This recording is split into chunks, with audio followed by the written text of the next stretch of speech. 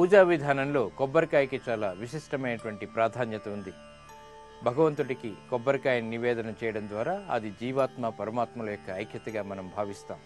ఇదే కాకుండా చాలా విశేషాలు ఈ కొబ్బరికాయ నివేదనలో ఉన్నాయి. వాటి ఆంతర్యాల్ని పరిశీలిద్దాం. టెంకాయ పీచు తీస్తే 3 భాగాలుగా కనిపిస్తుంది.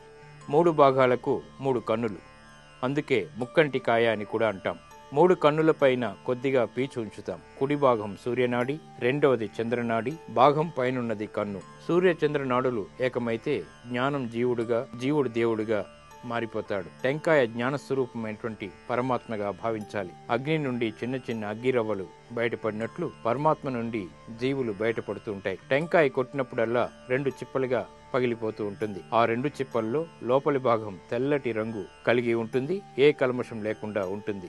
దీన్నే శుద్ధ చైతన్య తత్వంగా మనం భావించవచ్చు. ఈ శుద్ధ చైతన్య తత్వాన్ని భావించేటువంటి విధానం కొబ్బరికాయ ద్వారా మనం భావిస్తూ ఉంటాం. నేను దేవుడిని, నీవు జీవుడవు, నీవు ఏ గుణము లేక నిష్కల్మషంగా ఉన్నావు. నేను కూడా నీ మాదిరి ఏ కోరికలు ఏ తలంపులు లేకుండా నిష్కల్మషంగా నిన్ను చేరాలి అనేటువంటి భావం కొబ్బరికాయని దేవుడికి నివేదించినప్పుడు ఉండాలి.